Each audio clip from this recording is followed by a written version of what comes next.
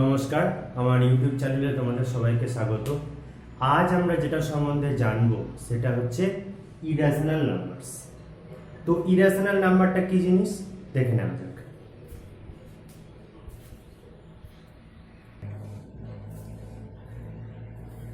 আমার হাতের কাছে একটা নাম্বার লাইন রয়েছে।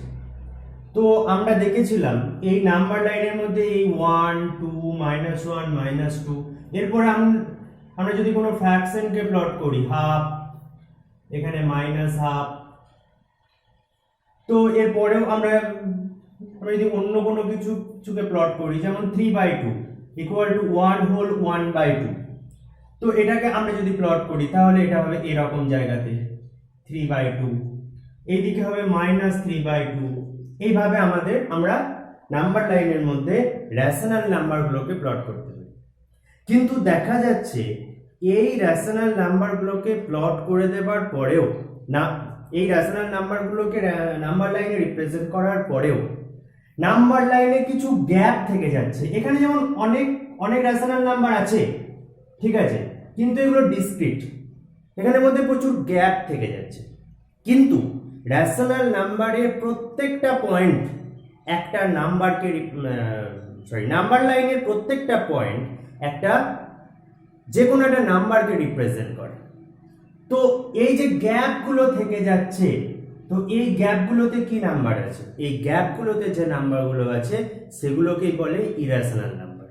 একটা সিম্পল এক্সাম্পল দেখে নেওয়া যাক। সাপোজ আমার কাছে দুটো ইকুয়েশন আছে, একটা হচ্ছে 5x + 3 = 0, আর একটা হচ্ছে x² - 5 = 0। এই দুটোকে সলভ করলে আমরা কি পাবো? এখানে পাবো 5x = -3, এখানে পাবো x = -3/5। এটাকে সলভ করলে পাবো x² = 5, x √5। এই দুটোর মধ্যে কি ডিফারেন্স? এই দুটোর মধ্যে এটাই ডিফারেন্স, এটার আমরা এক্সাক্ট একটা ভ্যালু বের করতে পারি -0.6 সামথিং, আর এইটার আমরা 2 পয়েন্ট সামথিং একটা ভ্যালু পাই, কিন্তু এক্সাক্ট আমরা এটার ভ্যালু বের করতে পারি না। দিস মিন্স এই নাম্বারটাকে আমরা p/q এই ফর্মে লিখতে পারি, এই নাম্বারটাকে আমরা p/q এই ফর্মে লিখতে পারি না। বাট এটা একটা নাম্বার যেটা নাম্বার লাইনে এক্সিস্ট করে, তো এই নাম্বারগুলোকে বলে ইরেশনাল নাম্বার। তো ইরেশনাল নাম্বারের ডেফিনেশনটা কি দেখে নেওয়া যাক।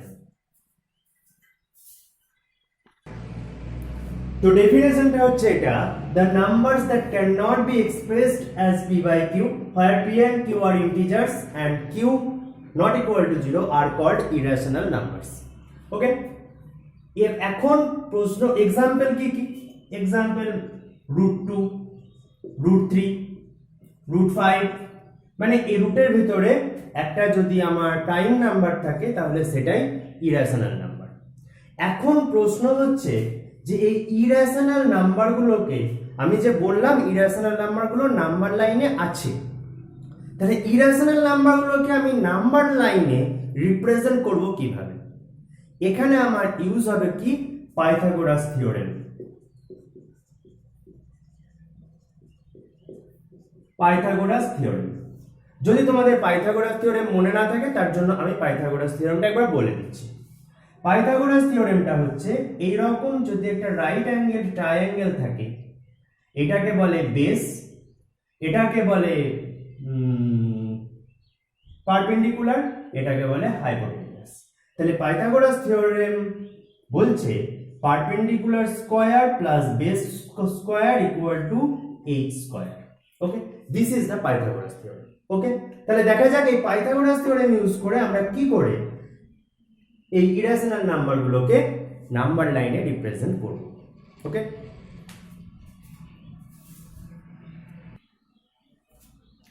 দেখো আমার কাছে একটা নাম্বার লাইন আছে।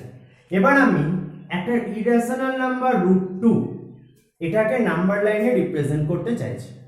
তো কেমন করে করব? আমি দেখো এটাকে আমি হাইপোটেনিয়াস ধরে নিচ্ছি, এরকম একটা রেক্ট্যাঙ্গেল যদি থাকে তার এই সাইডটা যদি 1 হয়, এই সাইডটা যদি 1 হয়, তাহলে এইটা হবে root over of 1 square plus 1 square equal to √2। Okay, তাহলে দেখো আমরা এইখান থেকে এই পর্যন্ত যে মাপ সেইটার ইকুয়াল করে আমি এইটার উপর একটা পারপেন্ডিকুলার টানবো এবং এইটার সঙ্গে এটা সেম করব, তাহলে এইটা 1 ইউনিট, এইটাও 1 ইউনিট। ক্লিয়ার? এবার এই দুটোকে যদি আমি যোগ করে দিই তাহলে এইটা অবভিয়াসলি √2 হবে। ওকে, এবার এই মাপটা নিয়ে এইখান থেকে এই পর্যন্ত এই মাপটা পেন্সিল কম্পাস দিয়ে ইউজ করে আমরা যদি এইখান থেকে এই মাপটা নিয়ে এইখান থেকে এইটার উপরে আমি যদি কেটে দিই তাহলে আমি যেটা পাবো সেটা হচ্ছে আমার এইখান থেকে এই পর্যন্ত, সেটা হচ্ছে আমার মানে এই পয়েন্টটা হচ্ছে আমার √2, মানে এইখান থেকে এই পর্যন্ত যেটা লেন্থ সেটা হচ্ছে √2। ক্লিয়ার? চলো, এরপরে হচ্ছে √3 এর ভ্যালু আমরা কেমন করে পাবো? √3 দেখো এইরকম যদি একটা আমার কাছে থাকে আর তার এই বেস যদি √2 হয়, এইটা যদি 1 হয়, তাহলে দেখো এটা হবে 1 square plus √2 square equal two √1 plus 2 equal to √3। Clear? তাহলে এই বেসটা এইখান থেকে এই পর্যন্ত হচ্ছে √2। ঠিক আছে, আমি এইটার উপরে 1 সেন্টিমিটার মানে 1 ইউনিট এই মাপটা নিয়ে এইটার উপরে একটা পারপেন্ডিকুলার টানবো। ঠিক আছে, এই পর্যন্ত এটা 1 ইউনিট, তাহলে এইটা হলো 1 ইউনিট আর এটা হলো √2 ইউনিট, তাহলে এইখান থেকে এই পর্যন্ত কত ইউনিট হবে? অবভিয়াসলি এইটা হবে √3। সিমিলারলি এইখান থেকে একটা আমি যদি প্রজেকশন নিই তাহলে এইখানটাই হবে আমার √3। ক্লিয়ার? তো এইরকম করে আমরা ইরেশনাল নাম্বারগুলোকে নাম্বার লাইনে রিপ্রেজেন্ট করতে পারি পাইথাগোরাস থিওরেম ইউজ করে। ক্লিয়ার? চলো নেক্সট।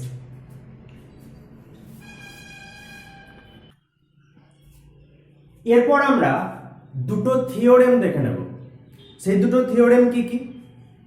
সেই দুটো থিওরেমের মধ্যে প্রথম থিওরেমটা হচ্ছে এটা, if a and n are two natural numbers and p is a prime number such that p divides a to the power n, then p divides a। যেমন এটাকে আমরা একটা ফিজিক্যাল এক্সাম্পল দিয়ে আমরা বুঝে নেব। কিরকম? দেখো, let a equal to 12, b equal to 5, sorry b নয় n equal to 5 আর p is a prime number বলেছে, তাহলে p টাকে আমি 3 ধরে নিলাম। ক্লিয়ার? তাহলে দেখো a to the power n equal to কি? 12 to the power 5। p is a prime number such that p divides a to the power n, তাহলে দেখো 3 এটাকে ডিভাইড করবে, 3 এটাকে ডিভাইড করবে, মানে 12 to the power 5 3 দিয়ে ডিভিজিবল হবে। ঠিক আছে, তাহলে 12 to the power 5 3 দিয়ে ডিভিজিবল হবে, তাহলে বলছে দেন p divides a। তাহলে 12 to the power 5 যদি 3 দিয়ে ডিভিজিবল হয় তাহলে 12 টাও বলছে 3 দিয়ে ডিভিজিবল, p divides a। মানে a টাও 3 দিয়ে ডিভিজিবল, মানে 12 টাও 3 দিয়ে ডিভিজিবল। ক্লিয়ার? চলো নেক্সট থিওরেম। নেক্সট থিওরেমটা বলেছে if a and b are any natural number and p is a prime number such that p divides ab, then p divides a or p divides b or p divides both। কেমন? দেখো, যদি a R b দুটো natural number হয়, let a equal to 12, b equal to 5 আর p equal to একটা prime number 3 and p divides ab such that p divides ab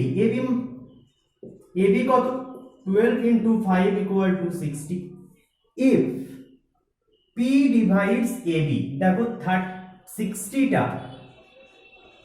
3 দিয়ে divisible, এটা যদি হয় তাহলে এটা হয়ে যাচ্ছে। আমি এগুলোকে এমন করেই ধরেছি যেন এটা হয়, তাহলে থিওরেম অনুযায়ী বলা হচ্ছে এটাই যে দেন পি ডিভাইডস মানে 3 ডিভাইডস আইদার এ মানে 12/3 এটা হবে, অথবা 5/3 এটা হবে, অথবা এটা মানে এক্স্যাক্টলি ডিভিজিবল হবে, আর অথবা 6 অথবা পি ডিভাইডস বোথ, আইদার এটা হবে অথবা এটা হবে, অথবা দুটোই হবে।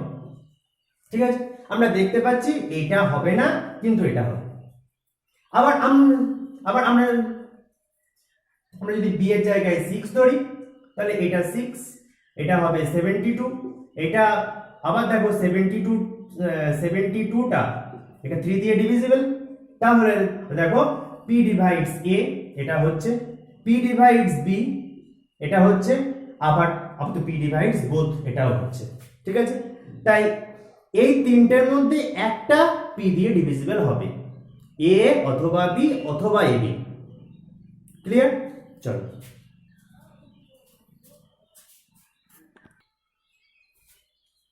এতক্ষণ আমরা যে থিওরেমগুলো পড়লাম, এই থিওরেমগুলো হেল্প করবে আমাদের এই ধরনের অঙ্কগুলো সলভ করতে। তো অঙ্কটা কি আছে দেখা যাক। Prove that √13 is an irrational number. Hence prove that 3 first আমরা এইটাকে নিয়ে চলবো, এইটাকে আমরা ফার্স্ট প্রুভ করব। √13 is an irrational number. আমরা লিখব let √13 is a rational number. Rational number.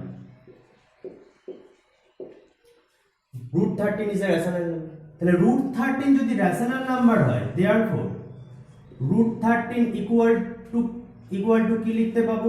p by q, where q not equal to 0 and p and q has no common factor that is co-prime. তাহলে P R Q এর মধ্যে কোনো common factor নেই, তার মানে তারা কো-প্রাইম, এটা আমি ধরে নিচ্ছি। তাহলে যেহেতু আমরা এটাকে রেশনাল নাম্বার ধরেছি, তাই আমরা এটাকে পি বাই কিউ এই ফর্মে ধরতেই পারি। তার কারণ হচ্ছে রেশনাল নাম্বারগুলো পি বাই কিউ এই ফর্মের হয়। তাহলে এখন আমি দেখো এটাকে বোথ সাইড যদি স্কোয়ার করে দিই, তাহলে লিখতে পাবো 13 equal to p square by q square. তাহলে আমি লিখতে পাবো এটাকে ক্রস মাল্টিপ্লিকেশন করে p square equal to 13q square. দেখো 13q square is divisible by 13q square is divisible by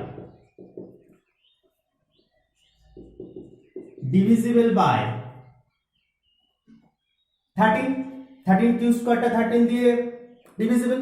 তাহলে obviously এটা এই দিকটা যদি 13 দিয়ে ডিভিজিবল হয়, এটার সঙ্গে এটা তো ইকুয়াল, তাহলে obviously p square টাও 13 দিয়ে divisible. therefore p square is divisible by 13। আবার একটু আগে পড়লাম যদি একটা প্রাইম নাম্বার দিয়ে এটা ডিভিজিবল হয়, সামথিং এর স্কয়ার ডিভিজিবল হয়, তাহলে অবশ্যই সেই প্রাইম নাম্বারটা দিয়ে p টাও divisible. therefore p is divisible by 13। দেখো সাপোজ 26 এর স্কয়ার এটা যদি 13 দিয়ে ডিভিজিবল হয়, তাহলে obviously 26 টাও 13 দিয়ে ডিভিজিবল, বাট এটা যদি 13 দিয়ে ডিভিজিবল না হয়, তাহলে 26 টাও 13 দিয়ে ডিভিজিবল নয়। ক্লিয়ার? তাহলে এটা যদি 13 দিয়ে ডিভিজিবল হয়, 26 টাও 13 দিয়ে ডিভিজিবল, তাহলে p স্কয়ার যদি 13 দিয়ে ডিভিজিবল হয়, তাহলে p ও 13 দিয়ে ডিভিজিবল। ক্লিয়ার? এবার দেখো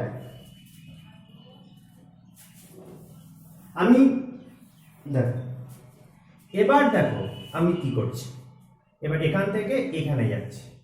ওকে, দেখো এবার p is divisible by 13, p টা যেহেতু 13 দিয়ে divisible, let p equal to 13k।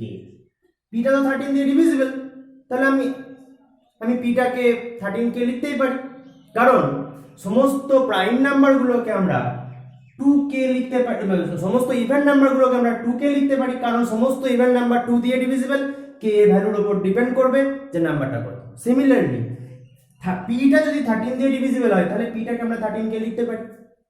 Therefore P square equal two কত? 13 কে স্কয়ার, সরি এটা লিখছি না, পি ইকুয়াল টু 13 কে। এবার এই ইকুয়েশনটাতে এসো নাও, তাহলে again p square equal to 13 q square, তাহলে পি এর জায়গায় 13টা বসাও, তাহলে 13 into 13 p square equal to 13 q square, 13 কেটে যাবে, তাহলে 13 p square equal to q square. এবার কি মজাটা হলো, 13 পি স্কয়ার এই জিনিসটা 13 দিয়ে ডিভিজিবল, দেখো 13 p square is divisible by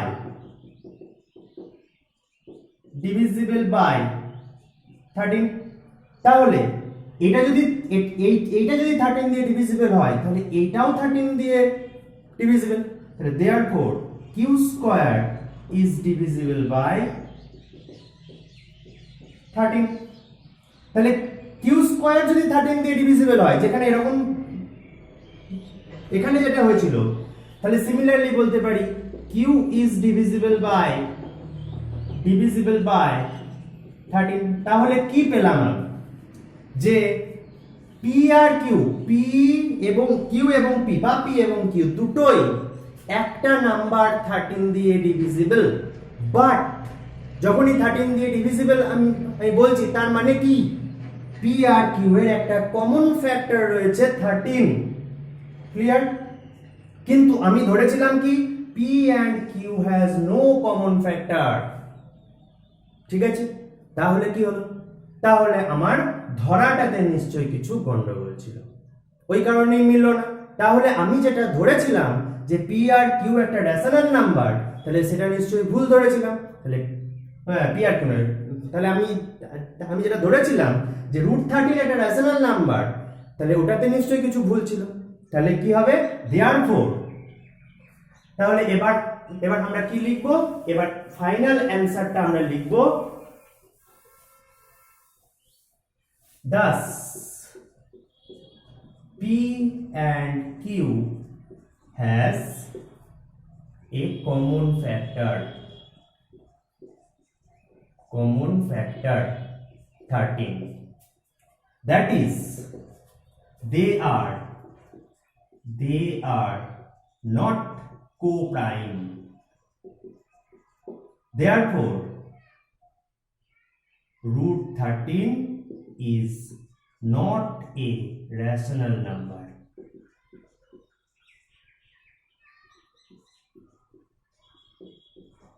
Therefore √13 is an irrational number.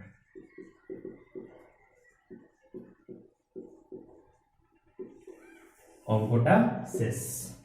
তাহলে আমরা এতক্ষণ ধরে প্রুভ করলাম কি √13 is a rational number, is a irrational number, clear? চলো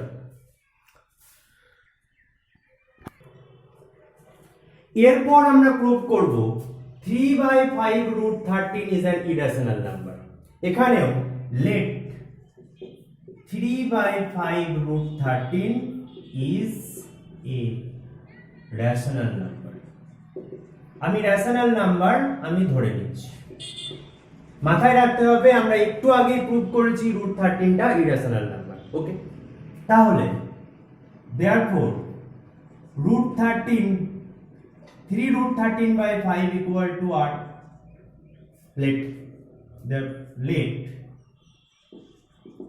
3√3/5 equal to r, therefore তাহলে √3 equal to কত, √13 equal to কত, 5r/3।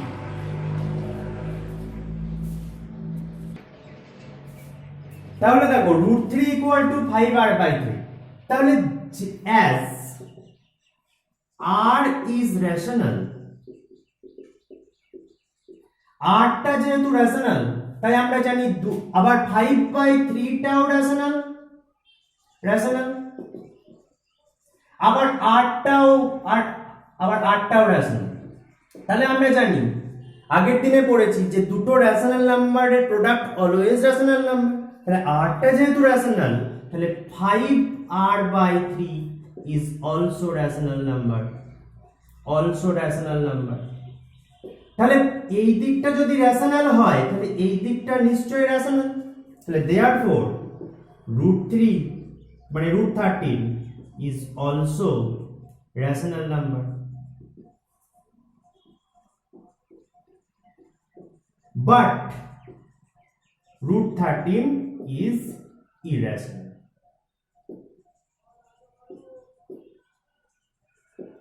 Therefore the assumption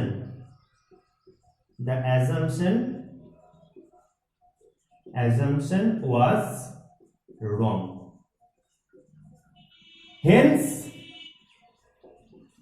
3√13/5 is irrational. Okay, clear? চলো নেক্সট। এরপর আমরা প্রুভ করব 7 - √13 is an irrational number. Let 7 - √13 is rational. irrational নয়, এটাকে রেশনাল ধরছি। তাহলে কি লিখতে পাবো?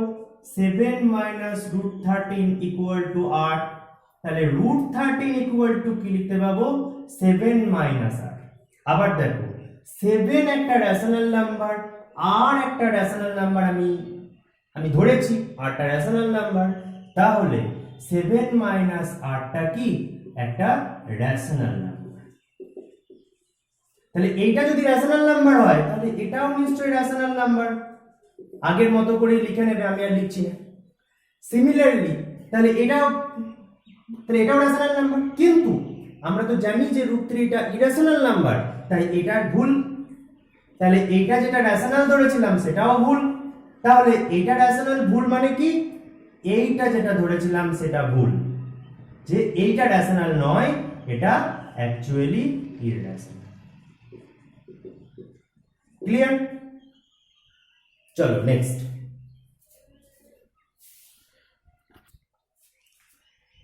নেক্সট হচ্ছে সো দ্যাট 1/√3 ইজ ইরেশনাল। একটা ইরেশনাল প্রুফ আমরা পুরো লিখে করে দিয়েছি, তাই আমি এটা জাস্ট বলে দেব যে কিভাবে প্রুফ করবে। কেমন?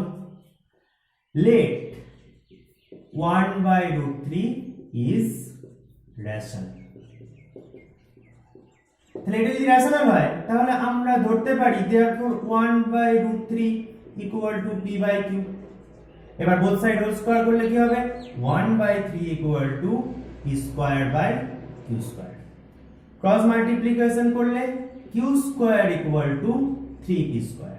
আবার দেখো 3p² is divisible by 3, therefore q² also divisible by 3। 3p² is divisible by 3, therefore q² divisible by 3, therefore আমি বলতে পারি q is divisible by 3। divisible by 3 যখনই q is divisible by 3 হলো তখনই আমি লিখতে পারবো q = 3k। তাহলে এবার এখান থেকে এসো, নাও q² = 3p², তাহলে q = 3k হলে q² = 9k² = 3p², তাহলে 3k² = p²। আবার দেখো 3k² is divisible by 3, therefore p² also divisible by 3, therefore p is divisible by